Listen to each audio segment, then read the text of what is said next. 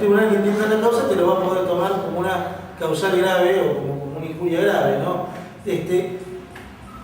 Depresión y baja autoestima, es decir, y ya que empezamos a hablar ya de cuestiones patológicas severas, por decirlo de alguna manera, los sentimientos de culpabilidad, esto que hablábamos de empezar a pensar, bueno, pero no seré yo el que estoy provocando todo esto, ¿en qué estoy fallando? En realidad, por ahí tiene razón el otro en plantearme todas estas cosas, o pedirme o exigirme tanto, o decirme que yo tengo que actuar de otra manera, cuando, digamos, el que tiene la culpa es el otro, porque está utilizando esto como un mecanismo para menoscabarlo. Y obviamente, lo que decían recién, que es el temor a perder el empleo. Y no hablemos del tema de salud, incluso que se ha dado situaciones de suicidio precisamente por no saber pedir ayuda a tiempo y no poder soportar las situaciones de depresión que se están viviendo y pensar en lo desastroso de las consecuencias en cuanto a la pérdida de trabajo, y entonces se toman medidas extremas, ¿no? Estas son todas consecuencias, después hay consecuencias para la organización y para lo social, pero la verdad que puede haber malestar en la organización, en lo social, hay una afectación de los derechos humanos, pero lo cierto es que lo terrible tiene que ver con las consecuencias que padece o que sufre el trabajador. El que ahora tiene que estar apuntada toda nuestra artillería en cuanto a la concientización, y vamos a ver un poco el rol del delegado en esto, porque es un tema que nos debe preocupar y ocupar permanentemente. Digo, ¿por qué? Porque si bien muchos casos nos saltan, muchos casos nos animan, es como todo, cuanto más conciencia se genera. Yo ayer veía, más allá de que no voy a hablar del caso puntual, pero es cierto, si uno se acuerda hace 20 años atrás, en lo que tiene que ver con los acosos sexuales, estaba como estandarizado el que no se hiciera denuncia porque la mujer se sentía obviamente vejada y sentía que podía inclusive afectarse su integridad, su dignidad, si se exponía. Hoy se ha avanzado mucho en la materia y cada vez hay una mayor conciencia de que cuando hay una afectación, el decoro, digamos, la persona o el grupo familiar se determina y denuncia. Pero eso fue el fruto de un trabajo de muchísimos años en la concientización y generación de conciencia de muchísimos años.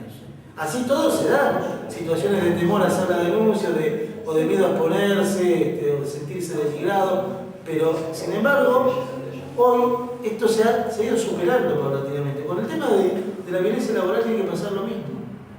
Digamos, cuanto más conciencia se genera, más se empiezan a parar las antenas en cuanto a las medidas preventivas para tratar de ir limitando lo más posible la situación de violencia. Lo que sí tienen claro que no es violencia. O sea, conflictos laborales, situaciones de tensión entre empleado y empleador, inclusive entre entidad gremial y organización patronal, es normal y no tiene que significar o derivar en violencia, ni implica violencia laboral. Es decir, jefe, no puedo aumentar el sueldo, no, ahora no puedo dejar de... Bueno, esto, que puede darse una situación de tensión o conflicto, no necesariamente es algo sistemático ni evidencia una situación de violencia laboral. Lo mismo, las exigencias de las organizaciones gremiales, cuando van y empiezan a realizar determinados petitorios y empieza a haber alguna reacción, no necesariamente evidencia de violencia. ¿Que esto puede siempre derivar en violencia laboral? Sí, siempre. Muchas veces el famoso va al Ministerio de Trabajo, debe ser fulanito que me denunció que lo tengo en negro y a partir de ahí empiezo a hacer la vida imposible. A veces no pasa nada, pero a veces el ejercicio del reclamo frente a una situación de tensión o conflicto es el detonante para que se empiece a operar una violencia contra uno o varios trabajadores que el empleador entiende que estuvieron involucrados en ese reclamo, que no lo hicieron abiertamente. ¿Sabes lo que vi últimamente, tanto para el gremio? Casos donde los chicos se fueron, ponerle de trabajar a un lugar y entrar a trabajar a otro, arreglaron la institución todo, y el dueño del local llamaba a la Sí, pasa. Sí. Pero yo estuve pensando que habría que mandarle un... Lo que pasa es que no tenés manera de pero tenés que probarlo. Claro. ¿Cómo lo probás? A mí me pasó con una ocasión eso. caso de una de las chicas del sanatorio. A una de las chicas, teóricamente, ella estuvo en la parte organizativa, vendría a ser, de un día de reclamo por falta de uniformes. Ella estaba reclamando por falta de uniformes y estaba reclamando por falta de equipo médico en el área de cardiología del sanatorio. Entonces, ¿qué hicieron? A ella, como la tomaron de cabecilla, la llamaron, le hicieron un arreglo, le dijeron que al otro día no se tenía que presentar a trabajar, bueno, le hicieron un arreglo con mucha más plata de realidad de la que le correspondía, o sea, la sobreindemnizaron, y ahora ella hace ya 6 meses que está trabajando más para el sanatorio, fue a hacer entrevista a todas las clínicas privadas. El otro día le hicieron una entrevista a Clínica Porredón. Y le dijeron. Claro, le hicieron en Clínica Porredón, ya estaba a punto de firmar porque ya había tenido la segunda entrevista y llamaron directamente al administrador del sanatorio. El administrador del sanatorio la defenestró, pero mal, mal. No la volvieron a llamar y no puede ir a pedir laburo en ningún lado de salud, ninguno. Bueno, Mar del Plata en el tema de salud, yo sé, médico, no médico, ayudante clínico, los camilleros, sí, todo el ramo, después lo que son los instrumentistas, todo eso, te hacen la cruz y son muy buenos. A mí me tocó vivirlo personalmente, es decir, yo era asesor, abogado de un sindicato dentro del cual yo a la vez era afiliado y ejercía la actividad. Y en esa actividad entré en el ostracismo, es decir, y con gente que conocía y demás, y que sabía que yo, digamos, no me clavaba tanto, hacía valer mi derecho, pero eso no implicaba atentar contra los objetivos comunes que tiene que ver dentro de un ámbito de trabajo, y sin embargo te estigmatizan y fuiste. ¿Sí? Y fuiste. Yo con mi señora tuvimos una situación hace 5 meses por un embarazo, la operan, se lo tiene que sacar, la operan mal, la mandan a la casa, bueno, la semana con dolor llegamos al hospital, tráete acá el niño la madre, la clínica. Entonces mi mujer decía, me duele, tuvieron 4 horas, yo llego sin plata, el domingo la tarjeta ahora social nuestra, la de los abogados, llamás por teléfono y te autorizan, pero como es domingo, la mujer me dice, ¿tenés 300 pesos? No. Entonces ahí empezó toda la discusión. No, mi suegra venía, tengo $100, no me toman los dólares, como que es una seña. Estamos los dólares. No puedo. ¿Tenés tarjeta? Me dicen que no. Mi mujer con dolor empieza a gritar, yo le viene un flaco, una mitad y me dice, sí, si no está enfermo, vos sos médico, empieza toda la discusión. Entonces esto yo dije, bueno, acá voy la piña. Esto es abandono de personal, dije la palabra clave. Me mandaron al hospital. Me dice, ¿por qué no vas al hospital si no tenés plata? Está operada de acá. Esto es abandono de personal. Esa palabra salieron de todos lados los médicos, vienen la ven, baja el médico de guardia, que era el que estaba operando, y dice, no tenés nada. Entonces yo le insisto, te duele. Por las dudas la vamos a dejar acá en observación. Al otro día lo operaron de urgencia, tenía una pérdida de sangre, porque cuando lo operaron y le sacaron el bebé, no le cosieron en un lugar muy chiquito y estaba cayendo sangre. Eso, llevado a que si nos hubiéramos ido a mi casa, al otro día se me muere. A todo esto, yo tengo una discusión con el gerente de la clínica, me discutía, no, porque los abogaduchos, me trató de...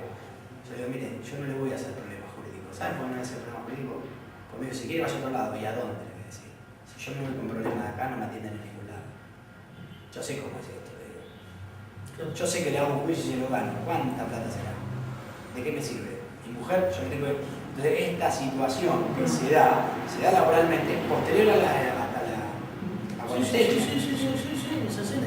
Sí. Hay un tema. Y ahí más, pasa hay el tema algunos que yo no lo hago, pero sé que hay colegas que algunos dicen, che, a ver, es fácil, son 4 tribunales.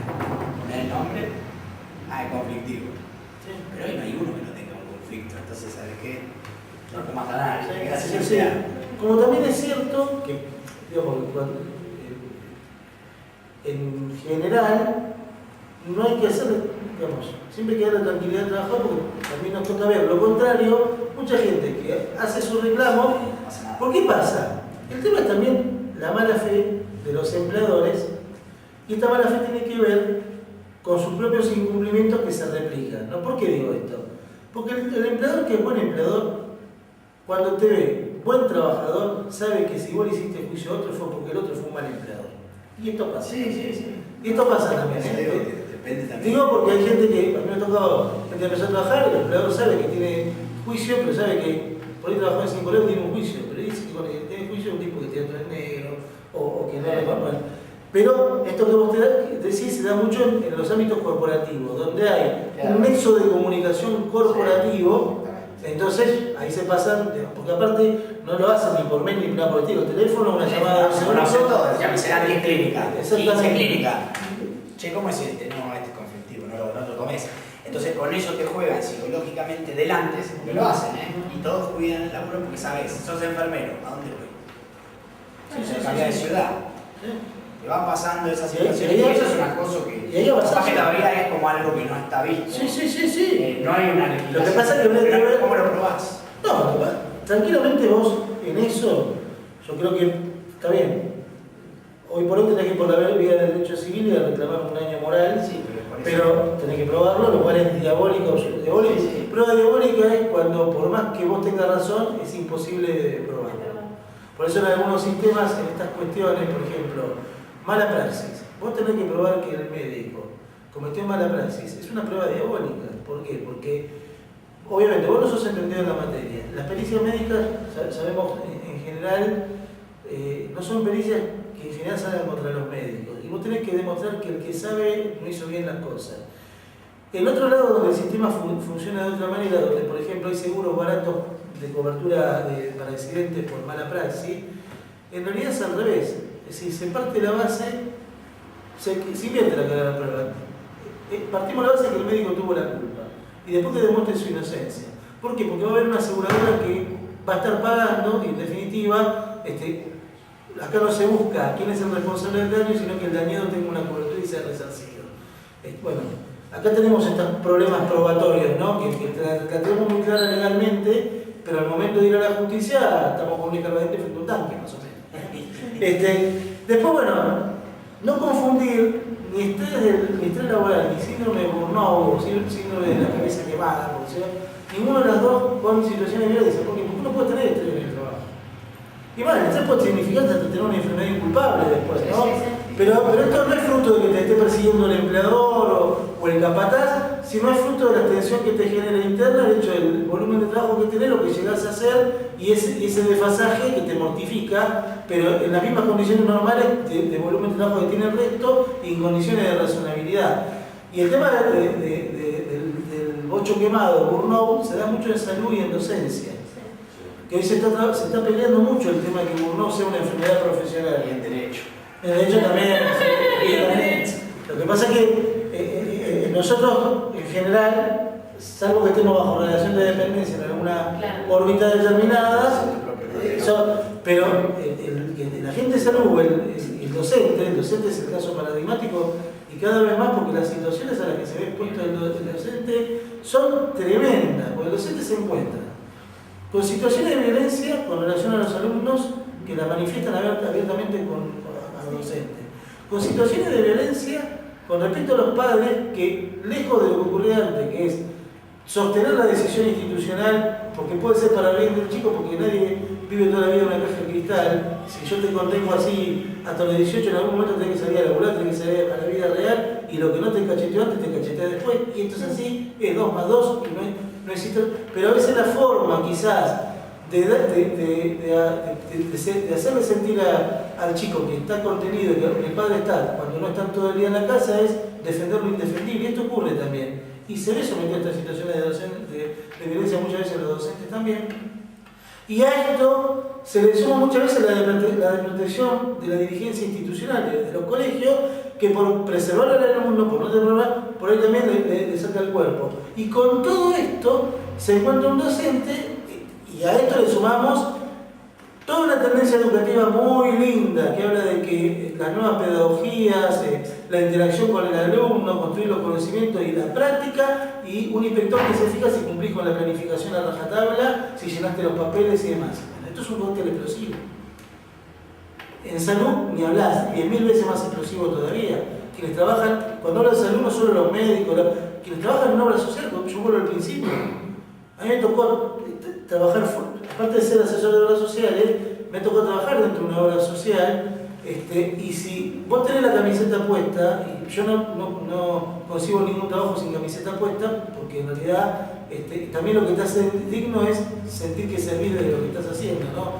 Terminás reventado, y llega un punto donde es muy difícil irte de ahí sin tener en la cabeza el chiquito ese que tiene cáncer o que se murió, no le llegó a tratar. Entonces, pero esto, como decía Pepe Bianchi, son gajos del oficio, como diría la naranja, ¿no? Es decir, no implica una situación de violencia laboral. Sí que genera una degradación del trabajador y que hoy en algunas actividades se está buscando la profesionalización de sus cuadros de patología, porque nadie discute que tiene una relación directa con el trabajo. Y hoy esto se está pasando como enfermedad inculpable, ¿no? El tema del estrés se presenta en el certificado y es enfermedad inculpable, no se toma como una enfermedad profesional. Que dicho sea de paso también pagan justo por pecadores porque también ha habido mucho abuso con esta cuestión, ¿no? Ha habido abuso. Uno conoce personas que saben que en determinada época del año, que es temporada baja, donde los viajes son más baratos, siempre tiene problemas de estrés psiquiátrico o de estrés psicológico, ¿no? Entonces, mayo y septiembre. Una de las características del estrés laboral es que vos demostrás que lo que te hace mal en el trabajo, con lo cual no vas al trabajo, pero podés estar en las Bahamas o en Federación o donde quieras, porque en el Federal es el tratamiento para el trabajo, es el tratamiento para el estrés. Y es muy difícil, la verdad. ¿Sabés quién tienen eso? Estaba cerca de 800 Giltes. Ese estrés laboral deben tener todos los que están con los planes. Tienen un estrés. En realidad. Y fíjense qué curioso. Fíjense qué curioso. La verdad que sí, no, y otra vez salió un fallo también de los presos. O sea, hoy uno está. La verdad está pensando seriamente en cambiar de opción de vida. Mi señor me decía como.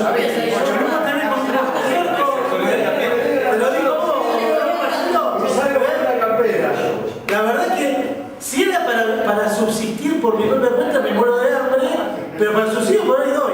No sé, el mundo del revés diría María Elena Walsh, ¿no? No, pero a mí lo que más me sorprendió fue ayer escuchando hablar al doctor Alperín dando las justificaciones de por qué deben cobrar vacaciones. Es que son trabajadores. Son Sí, pero trabajadores. ¿sabes qué pasa? Yo digo. Están trabajando para ser mejores personas. Yo sé que estoy diciendo cosas tan firmes. Es la incoherencia del discurso incoherente. Porque si hubo un sector de la sociedad que luchó para tener un reconocimiento igualitario, después lucha para tener un tratamiento discriminatorio. Porque, ¿por qué a los transexuales y travestis cuál es la diferencia con cualquier hijo de un vecino si todos somos iguales ante la ley y en realidad se han equiparado nuestros derechos? Entonces, no digo. Que lo propone, bueno, que lo propone preventista y. Bueno, pero vos voy a. Y vago y lo seguirá. Bueno, voy a esto, ¿no? Entonces, bueno, ¿qué normas están en juego en todo esto que vimos? Y ahora falta tocar un temita que tiene que ver, porque a ver, ¿hay una ley en materia de empleo privado clara en materia de discriminación? No. Hay dos proyectos de vuelta, yo después se los voy a pasar, que son muy similares, uno de Recalde y otro de Primato, en materia de violencia laboral, pero lo que hay es lo que tenemos en la Constitución Nacional, lo que tenemos en las leyes, en los tratados internacionales, lo que tenemos en las leyes laborales y alguna ley específica para el trato de discriminación. Artículo de Constitución Nacional 14 bis, que era lo de condiciones dignas de trabajo. Se habla también de derecho ambiental por el tema de seguridad y medio ambiente laboral, como una norma a tener en cuenta para defenderse frente a actos que puedan representar situación de violencia para el trabajador. El artículo 43 de la Constitución Nacional que habla de la acción de amparo, que es una acción rápida, expedita, quiere decir que es un juicio muy abreviado al que uno puede recurrir cuando hay una vulneración grave o inminente de un derecho constitucional. Entonces, ¿esto qué permite? Poder, cuando yo veo que se perpetra esto, se está por perpetrar, ir ante la justicia para tratar de ponerle un freno y que salga inclusive lo que se llama una medida cautelar, que es paramos acá la moto, respeten esta situación hasta que se resuelva en definitiva quién es el que tiene la razón, ¿no? Entonces, bueno, esto también surge de la Constitución Nacional y después los artículos de la Ley de Contrato de Trabajo tienen que ver con estos derechos y deberes y principios que estuvimos hablando al principio, es decir, el de la buena fe, es decir, obviamente el empleador que violenta a un trabajador no está hablando de buena fe. Los límites de la facultad de dirección y de modificación de las condiciones de trabajo. Es decir, recordemos que dirige el empleador, establece las condiciones de trabajo del empleador, pero nunca estas pueden afectar condiciones esenciales del contrato de trabajo.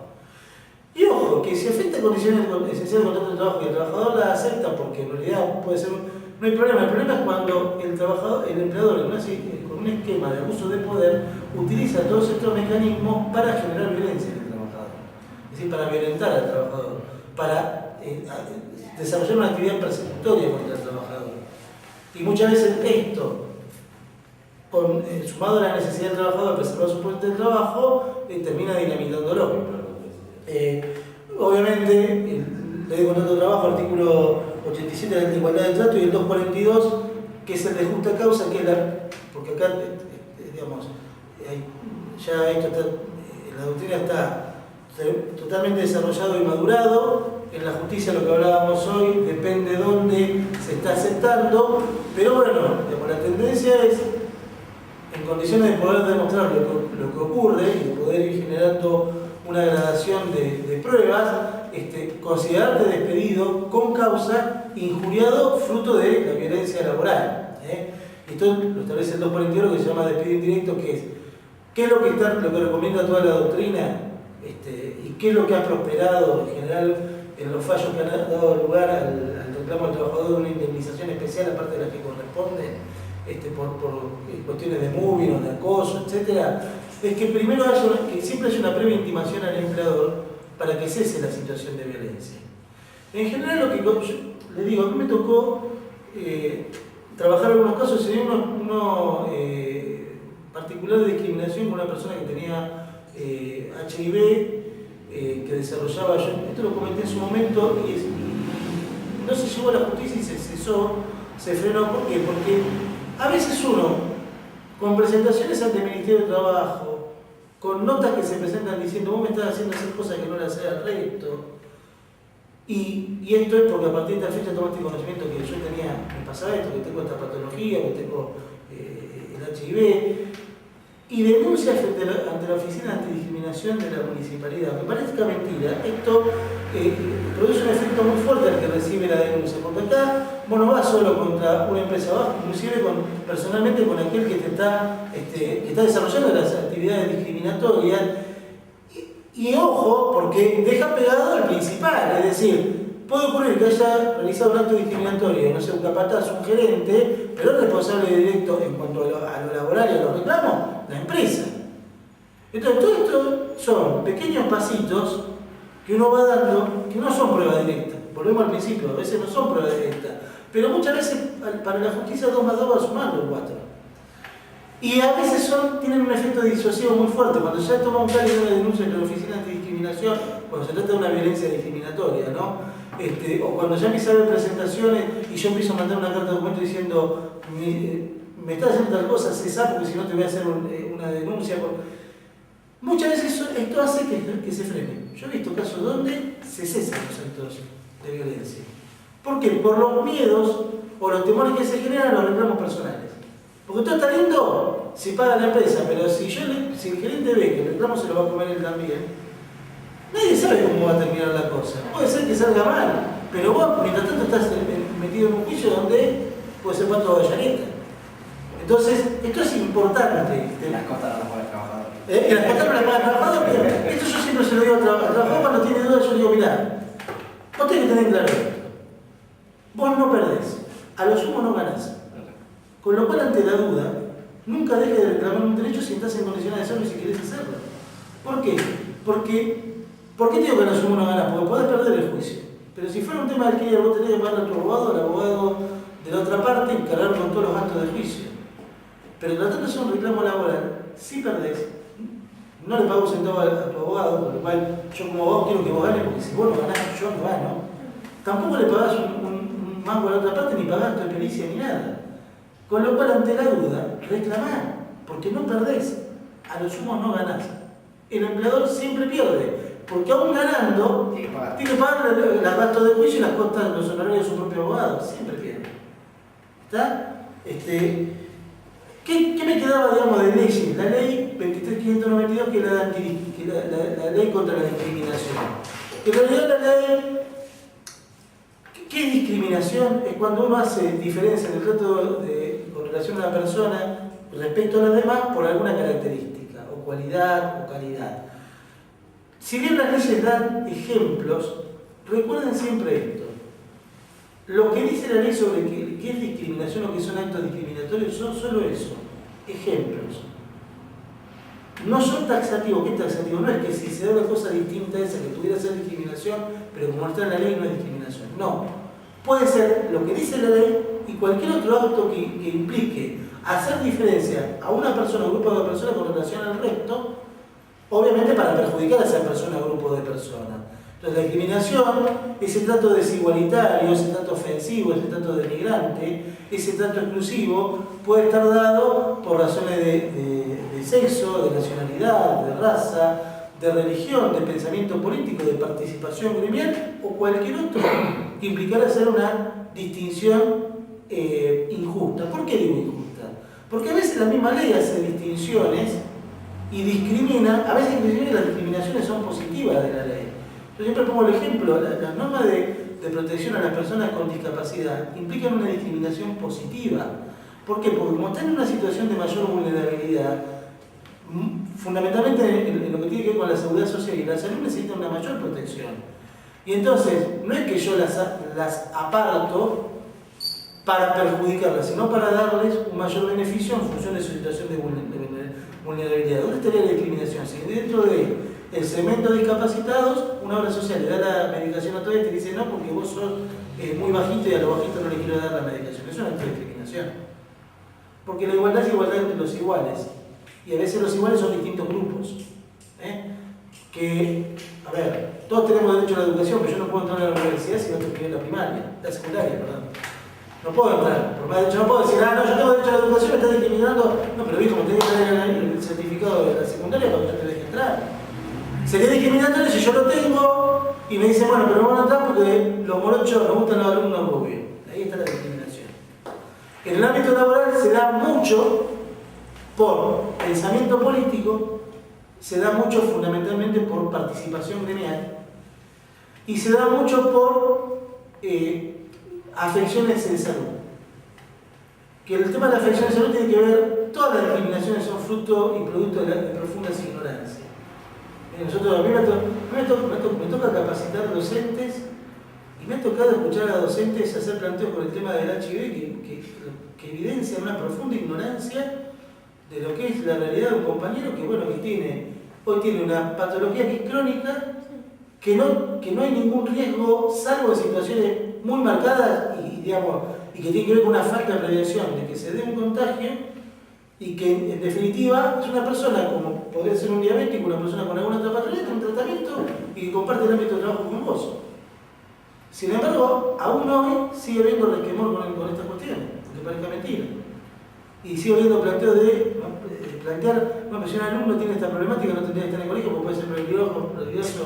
Una cosa de loco, te lo plantean personas que van a estar a cargo de nuestros hijos posiblemente, ¿no? Y no hay preparación para cualquier eventualidad que pueda causar un accidente y cómo tratarlo. Exacto, la única medicación que puede tener. Bueno, esta ley antidiscriminación, ¿qué es lo que permite? Permite, frente a un acto discriminatorio, actuar rápidamente, que acá tenemos estas acciones sumarísimas o de amparo. ¿Para qué? Para dejar sin efecto el acto discriminatorio y volverlo al estado anterior de la discriminación, inclusive obtener un resarcimiento. ¿Qué sería esto? Que, digamos, se ha dado en algunas situaciones de despido a la persona, yo lo despido sin causa. Lo despido sin causa, le deposito la indemnización, cumplí con la ley. La verdad, hay quienes dicen, Capón Fila es uno de ellos, y yo estoy totalmente de acuerdo, que todos los despidos son discriminatorios, porque siempre encubren un motivo por el cual el empleador decidió prescindir de ese trabajador. Porque ¿qué es lo que propone Capón Filas? La estabilidad en el empleo propio, como pasa en el sistema público, salvo que hubiera una causa que justifique el despido de una persona, porque él dice no hay ningún motivo razonable para privar de trabajo a una persona que realiza su labor como corresponde, más allá que piense distinto que el empleador o no, que tenga rehabilitación política, que participe gremialmente o que tenga una patología o lo que fuera. ¿Cuál es el motivo? Y esta es una discusión sobre los alcances de la Constitución Nacional cuando dice protección contra el despido arbitrario. En el sector público la misma Constitución dice estabilidad en el empleo y lo dice abiertamente. Como lo dice así para el sector público, entonces se generó en el sector privado esto que la protección está dada porque le paguen una indemnización. Y lo que se discute hoy es si esto es una verdadera protección, porque el tipo se quedó sin laburo y las indemnizaciones se comen. Se gastan en comida en poco tiempo, digamos, ¿no? Entonces, la ley de antidiscriminación lo que te permite es lograr la reincorporación si uno demuestra que es muy difícil demostrarlo el acto discriminatorio. La verdad, ¿qué pasa en la práctica? El propio trabajador no quiere volver al trabajo. El propio trabajador plantea, mirá, me pagaron la indemnización, reclamemos una indemnización mayor por el daño moral, el daño psicológico que me provocó esto, yo con eso me conformo, ¿para qué voy a estar ahí? Si que es cierto, por ahí mañana me invento una causal de despido para igual sacarme de encima. Entonces, la verdad, salvo ámbitos donde hay un mayor control, un mayor seguimiento de la situación, yo lo he visto, me ha tocado verlo en el ámbito docente. En el ámbito docente se han logrado reincorporación y como está todo más controlado por la paridad de los compañeros de trabajo, el gremio más encima, hoy he escuchado un caso de reincorporación, entonces por ahí se puede hacer el seguimiento, pero en general, la verdad que el propio trabajador puede decir, bueno, cobro la indemnización, cobro un plus, quiero estar sano, me enfermo acá, la verdad, no quiero saber nada. Pero la ley da esa posibilidad y es una herramienta con la que se cuenta. Y vamos a terminar ¿qué tiene más? Yo no estamos bien encima. Yo querría repartir algunos casitos para... Nos vemos. Subir el colchón. Nos vemos. Gracias. Digamos, ¿cuál sería la acción del delegado? Y yo diría casi también de la entidad sindical, ¿no? Pero bueno, quienes están en el campo de batalla todos los días son los delegados, ¿no? Lo primero siempre es incorporar el tema en la agenda de charla y de debate con los propios compañeros de trabajo. Que esto sea parte, porque siempre la parte de la agenda es lo que hablábamos hoy, me dieron la ropa a 6 meses, nos pagaron el plus, no nos pagaron el plus, puedo salir la media hora antes, la media hora después, o sea, con las condiciones de trabajo que están estandarizadas en los convenios colectivos, pero estas cuestiones que hacen a un medio ambiente sano y adecuado de trabajo, muchas veces no forman parte de la agenda. Yo tendría que decir al revés, hoy casi todos los gremios tienen como parte primordial de su agenda trabajar el tema de la problemática de la violencia laboral. Y cada uno va profundizando, a mí me toca ver el tema docente, lo están trabajando magistralmente, lo trabajo con el Ministerio de Trabajo. ¿Por qué? Porque es algo que hoy, de lo cual se ha tomado conciencia en los niveles dirigenciales y creo que se está llevando a cabo el proceso de bajar esto a las bases, ¿no? Y de a poquito, con fuerza y digo, con éxito en muchos casos, por esto que yo le decía, con experiencia donde el gremio está presente, el delegado está presente y empiezan a marcar hitos o puntos donde yo digo, no estoy reconstituyendo prueba. No hay prueba directa, pero yo te mando una nota, te mandé 2, me cambiaste de tarea, ¿ves? Y bueno, voy sumando, y en el conjunto te apercibí, no me diste bola, tengo todos los condimentos como para decir hubo una persecución. Obviamente, realizar charlas, talleres de difusión de la problemática y del tema en el ámbito de trabajo. Capacitarse, que es esto que estamos haciendo hoy, porque uno no puede informar lo que no tiene claro. Capacitarse, informarse sobre la problemática, saber que estas leyes existen, que si bien están desperdigadas, nos sirven y son herramientas con las que contamos. Y obviamente tratar de generar en lo posible con la entidad gremial, cursos de profundización en la materia. Uno puede tener una noción general como tenemos hoy, y puede decir, bueno, pero en esta actividad, ¿qué está pasando? Si está dando esto, que es una práctica que uno ve que es permanente, vamos a empezar a profundizar. En el caso de los delegados, no hay gente que sufra las prácticas antisindicales que no sean los delegados y esas son situaciones de violencia laboral. A mí me tocó mandar cartas documentos a las empresas para que cesen, que tienen que ver con esto de asignarle tareas mortificantes. Asignarle tareas que no le asignan a otros, o sacarlo de sus tareas rutinarias o tradicionales para asignarle tareas que son perjudiciales, que uno ve que lo hacen con una clara actitud de persecución. Entonces a veces saber ponerle un freno, y digo, surte mucho resultado que esto muchas veces pasa por un coordinador, gerente, capataz, etc. Mandar a tiempo la carta de documento a la empresa notificando que le está pasando algo y que hay acciones para que esto cese, pero mandársela también al responsable directo, en forma personal, para que sepa que se va a comer también un bolonqui si no frena en su actitud. Cuando empieza a llegar la carta de documento y aparece denuncia penal o denuncia ante la organización de antidiscriminación, ya se ponen las manos en el ojo de otra forma. Ante los hechos, ¿qué hay que hacer? Bueno, sí, digamos, hay hechos donde el delegado no va a poder actuar solo si tiene que intervenir el gremio. Siempre avisar al gremio, porque lograr la reincorporación lo logra el movimiento obrero unido, organizado y actuando colectivamente. Esto no se logra con una charla de un delegado. El delegado hace el acercamiento, tira, mirá, vamos a ver si podemos hacer esto. No, bueno, entonces habrá medida de acción directa, intervendrá el gremio, etc. Brindarle también ser un apoyo y darle un marco de contención al trabajador, es decir, que el trabajador se sienta en la confianza de poder sostenerse en el delegado y que el delegado a la vez sea el sujeto a través del cual se canalice la primera contención más allá de las derivaciones que haya que hacer. Averiguar si el problema se extiende a otro, porque puede ser que sea una práctica generalizada con todo y acá ya empezamos a tener el reclamo tiene otra impronta que se colectiviza inclusive, con mucha mayor fuerza. Acompañar e incluso asesorar y poner a disposición las herramientas legales del sindicato, gremiales y legales del sindicato, en todo lo que las presentaciones que el trabajador tenga que hacer. Porque no es lo mismo que el trabajador, fíjense, piensen esto, el trabajador está afectado muchas veces moral y psicológicamente, se siente devastado, está con depresión, siente impotencia y muchas veces bronca contenida. Y esto hace que su reacción pueda ser peligrosa en el sentido no solo que pueda reaccionar el trabajador violentamente, sino que pueda hacer notas donde por querer defenderse ponga cosas que lo perjudican. Entonces es importante, frente a actos que se den, uno estar al lado de acompañarlo en la redacción de las presentaciones, poner a disposición toda la estructura para que sea sólido lo que vaya planteando. Incluso concientizar a los trabajadores que muchas cuestiones que tienen que ver con órdenes que dan en el empleador y que se aparecen como irrazonables, hay que pedir que se las den por escrito. Es decir, María, Martina, ¿sabés que viene y venís a la tarde? Pará, viejo, yo le digo otra cosa. No, venís a la tarde, bueno, está bien, notificámelo. Notificámelo. Ustedes van a ver que muchas veces cuando el trabajador pide notificámelo no pasa nada. Se cortó ahí el tema, porque saben que no pueden hacerlo. Lo que pasa es que juegan con la necesidad del trabajo del obrero, y si el obrero no está bien plantado, el obrero cede y lo modifica. Pero cuando el obrero está bien plantado, sabe que tiene que frenar porque a donde lo dieron por escrito se expusieron.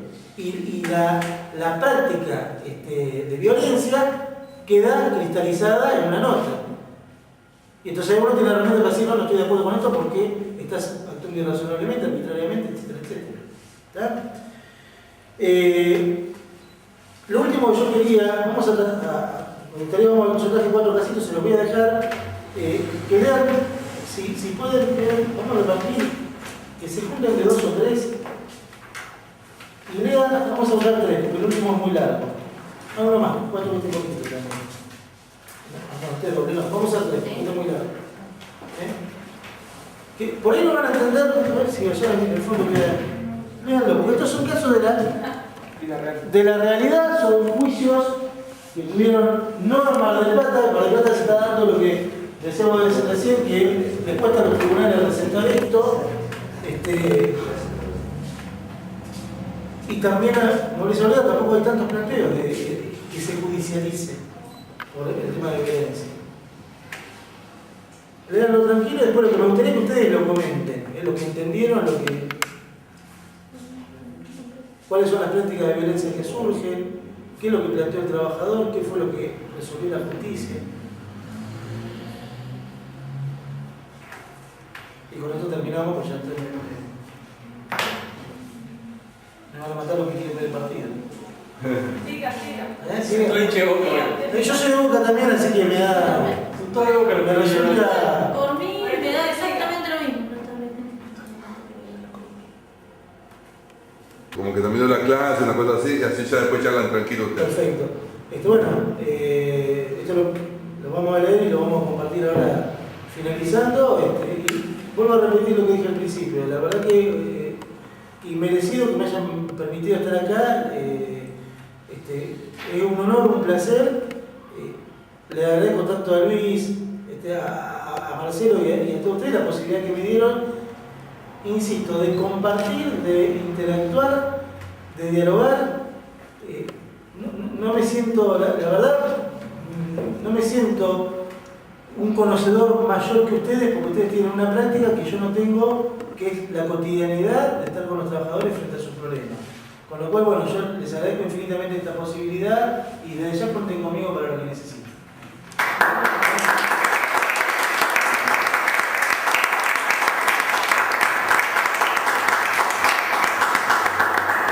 Nosotros del Centro Ramón Carrillo te queremos agradecer que desinteresadamente desde el primer momento aceptaste la propuesta de integrar lo que sería esta experiencia de un armado a posteriori de la Escuela de Capacitación Sindical y de Formación Política. Esperemos el año que viene, cuando iniciemos esta escuela con la que venimos señalando junto con los compañeros de la Juventud Gastronómica, como los compañeros de la Juventud de Camioneros, darle comienzo el próximo año y contarte dentro de la plana de profesores. Allí estaré. Yo siempre digo lo mismo, lo cuento. Yo sabía que quería, en segundo año de secundario, sabía que quería ser abogado, ¿no? Pero por dos cuestiones. Uno, porque me interesaba estar involucrado con las cuestiones relacionadas con la justicia. Y segundo, porque sabía que me habilitaba para dar clases.